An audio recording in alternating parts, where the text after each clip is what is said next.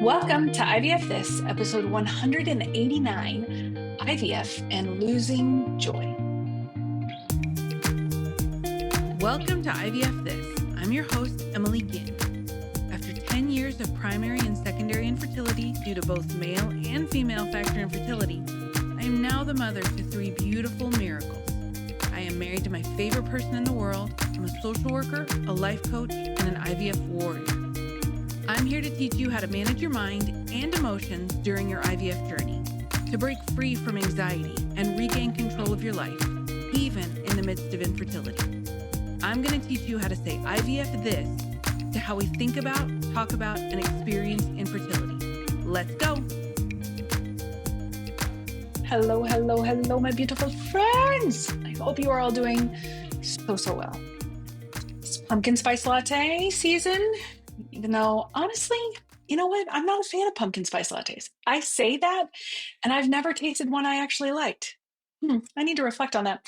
But I do love the fall. October is my favorite month of the year, and we're just rolling through. It feels like this year, I don't know, for you guys, it feels like this year, especially the last 5 months or so, I have been just racing to play catch up.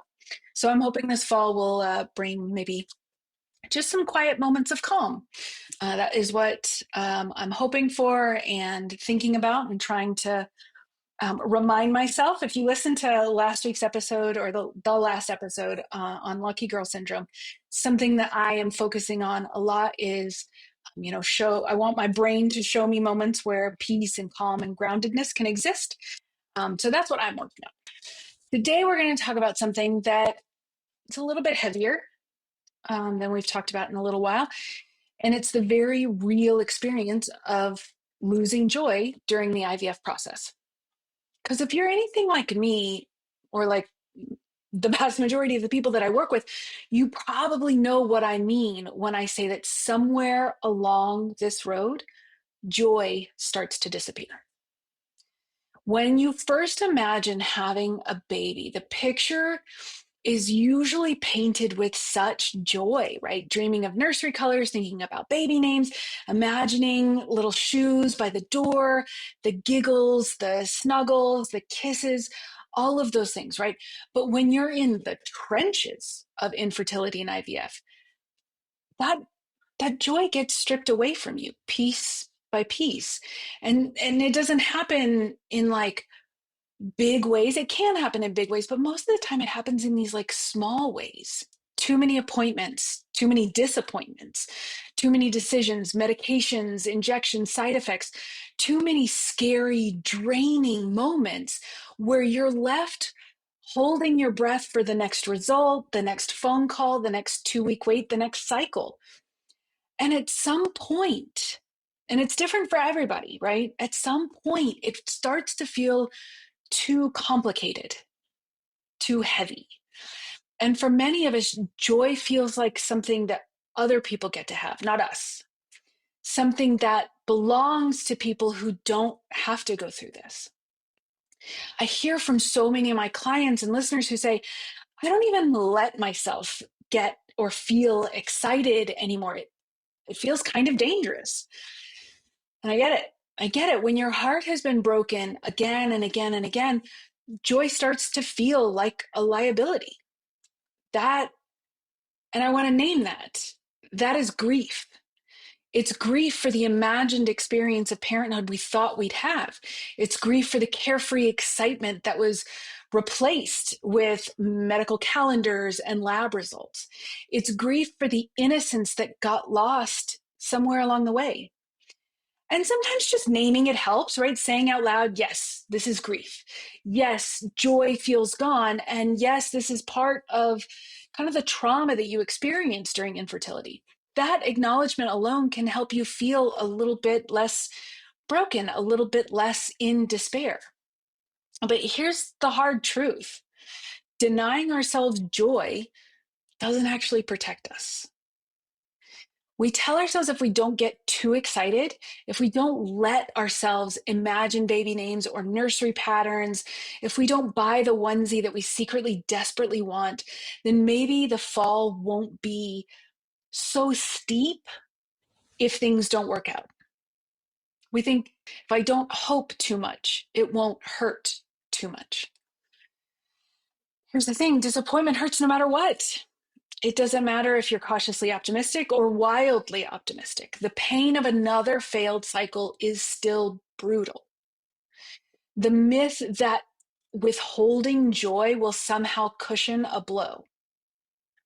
But what actually happens is that we end up living in this barren middle space, this in between, never fully allowing ourselves joy, but still experiencing all of the grief and pain.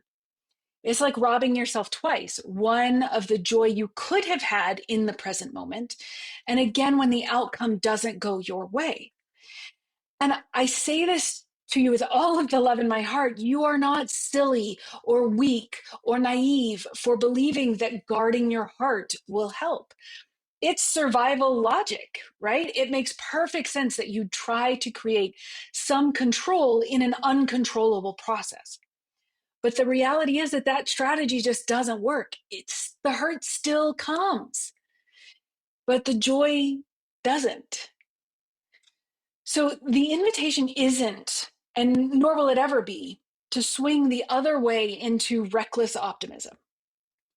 It's not about plastering on positivity. It is about allowing yourself small, safe pockets of joy along the way, even if the bigger picture remains uncertain. Because all of the joy in the present moment is never wasted, no matter what happens tomorrow. And that's where something that I've been working on and thinking about, where that comes in, and it's called tiny little joys. This is not pretending that everything is great. If you know me, you know that that's not how I go. This is not toxic positivity. It is not ignoring the pain. It is about intentionally noticing and celebrating the smallest sparks of joy in your day, like your very first sip of your morning coffee or tea, the sound of your pet stretching in the morning, a song that you forgot all about, that you used to love and it comes on the radio, the feeling of fresh sheets. Oh God, I love that so much. That first deep breath after a good cry. This actually happened this weekend. My parents were in town, and um, I haven't really talked about this much, but my father is showing clear signs of dementia. He's in his 70s. He's actually very pleasant and easily redirectable, which is a blessing when you're dealing with dementia. But it was kind of a heavy day. My mom and I were talking about, what are going to be the next steps? What do we do if and when dad ... And I felt very heavy. And then that evening, we were having kind of a family movie night, and my mom turns on Sister Act. Now, I was raised Catholic. I think, in like second or third grade when Sister Act 1 came out, and I was in like fifth or sixth grade when Sister Act 2 came out. And I love that movie. And I hadn't seen it in, I don't even know how long, 15 years, a decade. But it was like all of the most beautiful waves of nostalgia, none of my religious trauma, but the beautiful waves of nostalgia that I got to experience the first and 50th time I watched that movie. But it allowed me a moment of remembering joy. I even like teared up several parts through the movie, not necessarily because of what was on screen, but that I was getting and allowing myself to feel this moment of just unadulterated joy. My mom and I were singing and dancing. All the boys in the house were like, they'll be okay. They're just going through some stuff right now. But it was just this moment of pure bliss, and getting to allow myself to feel that, even staring down the barrel of a degenerative illness in my father, like dementia is. It just gave me that much more openness, right? I didn't have to feel closed off. It doesn't take away the pain. It doesn't take away the uncertainty, but it does allow you to experience just a modicum of joy in an otherwise heavy experience. Now, it's important for me to tell you that these are not replacements for the joy you thought building your family would bring. I want you to think of them more as anchors. They remind us that joy still exists, even in this shitty space of infertility and IVF, that our nervous system and our hearts are still capable of experiencing delight. And when you make space for these tiny little joys, you're not minimizing your grief. I promise you, you're not. You're not minimizing your grief. There's no toxic positivity. What you are doing is allowing yourself the permission to be whole, to hold both pain and joy and sadness and delight at the same time. So if you feel like IVF has stolen joy from you, please know that you are not alone. This is not a reflection of your strength or your worthiness. It is a natural response to a traumatic experience and heartbreak. And also know that joy is not gone forever. It may not look the way that you imagine, and I think that's what people struggle with the most, but you can start to reclaim it piece by piece. You don't have to wait for a positive pregnancy test to allow joy back in. So today, my invitation to you is notice one tiny little joy, just one. Let it matter. Let it remind you that joy is possible, even where you are right now. I guarantee you, allowing yourself 1 minute, just give me 1 minute of your day to notice something that brings you happiness, peace, calm, joy. It will build upon itself. It'll allow you to increase your capacity for feeling and experiencing joy. I promise you, it's worth it. Give it a shot, even if it's just for me. Okay? All right. That is what I have for you, my beautiful friends. I hope you have a great week, and I'll talk to you soon. Bye-bye.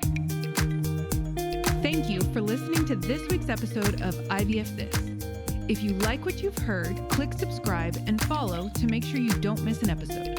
And if you want to learn more, head over to www.ivfthiscoaching.com to learn how to work together.